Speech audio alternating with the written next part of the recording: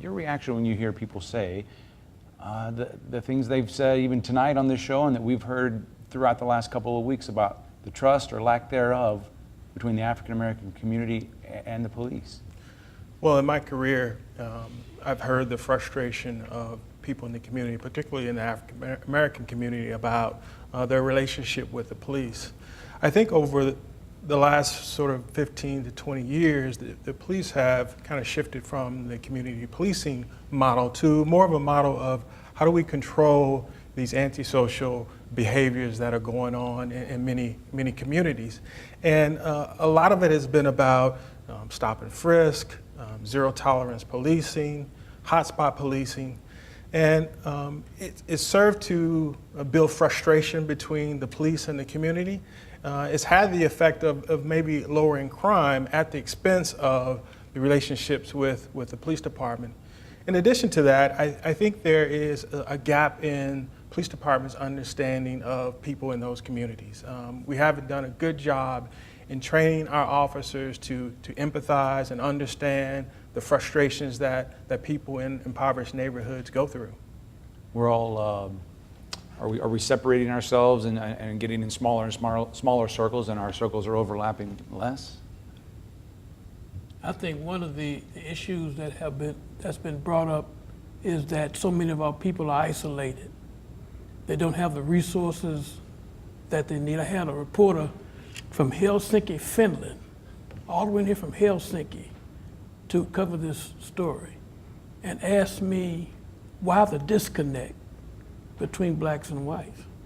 And I said it may be, one reason is because the majority of whites hasn't gone through what the black community has gone through.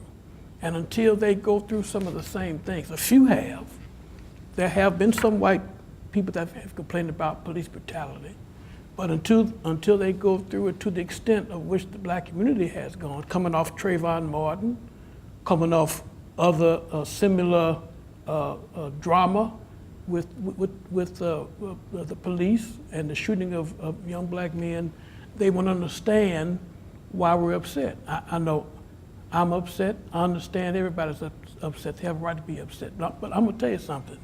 I hope that this incident will help us also point to the fact that we have too much black on black crime, and too many of our young men shooting each other in the street, and innocent bystanders being killed in the process. I understand how upset we are with this issue, but I'd like to see us get this upset when it happens one-on-one with us. Are there, or what are, the kind of the tangible statistical differences for a person of color in our community?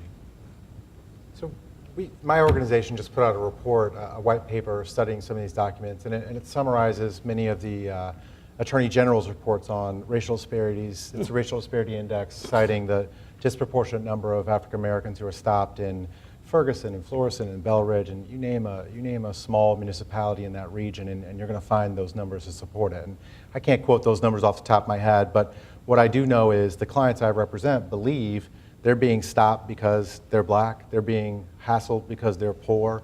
They believe that when they go to court on something as minor as a traffic violation, a driving, the big three poverty crimes, all our clients are indigent, and they are charged with driving while suspended, no proof of insurance, and failure to register their vehicle. All of those things stem from typically a lack of money, a lack of resources. There are very few people who just decide one day I'm going to drive while my license is suspended.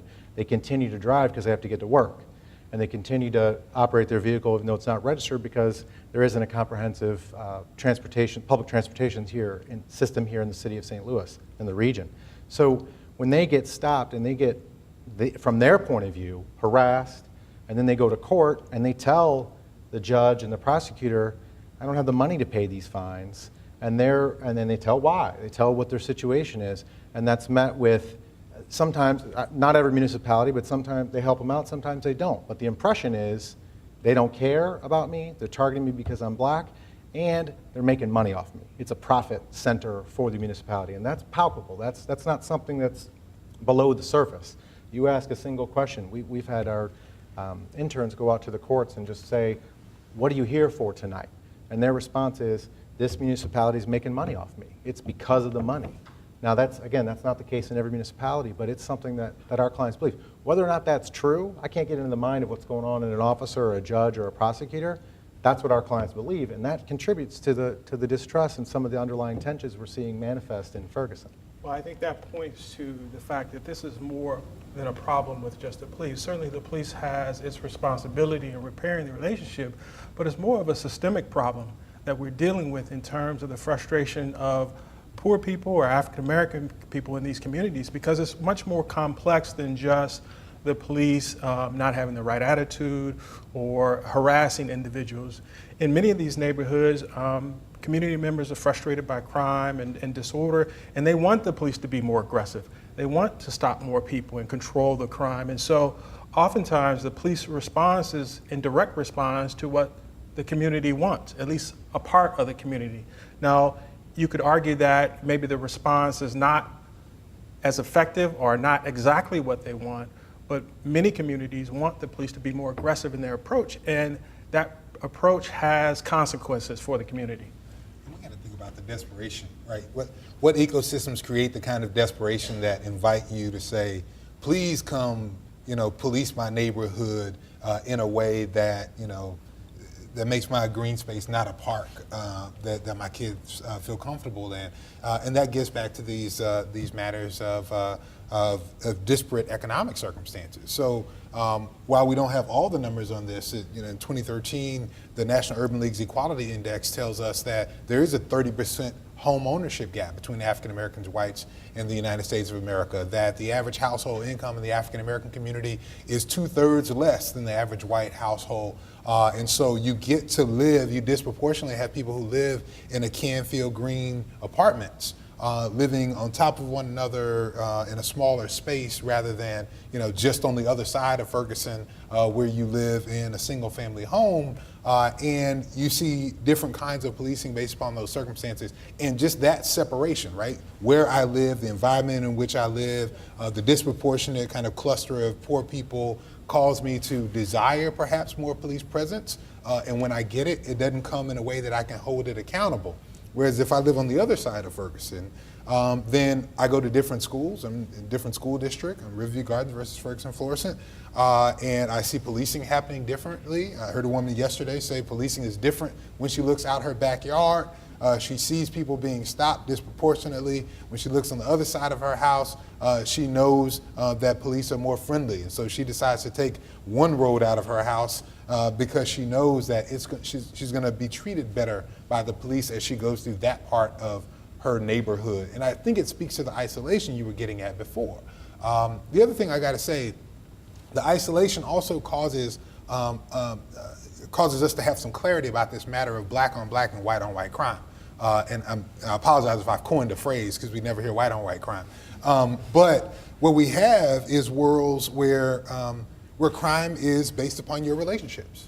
And so I think the last time I looked at this, it's been about a year or so, that homicides and murder rates within the white community was somewhere about 85%. It was a white person who did it. In the black community, it was about 87 to 90%. It was a black person who did it. Statistically insignificant difference here.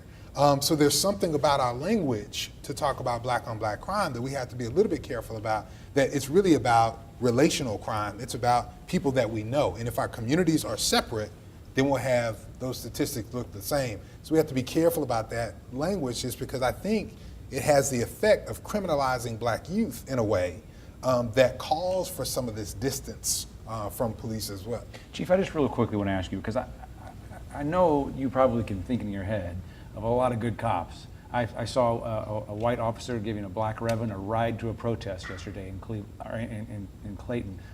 Can you give us a quick peek inside of a police department? Is this discussed? Are these kinds of issues taken seriously? Are people talking about this? Well, I think police departments are similar to the general community. Race is a very difficult issue to discuss. Anytime you bring up race, people start to think of being a racist, and nobody wants to be coined a racist. It's a frightening thing to be designated as that type of person, and so you try to have these conversations about race, especially in terms of racial profiling, but it becomes a challenge for organizations to really get at the root of it. You know, honestly, we need to be able to have people to have open dialogue without being attacked. I need to be able to give my true feeling and opinion, and that's really the only way we can move forward in this dialogue about race and move forward in our communities. Go ahead, Thomas. I was just going to interject one thing about communities asking for increased police presence. I don't ever hear from any communities, I'm looking for more stops on the road for driving while suspended and no proof of insurance. People want police in their neighborhoods to help them protect against violent crimes and the real perpetrators in their communities, not to be harassed for low-level traffic ordinance violations.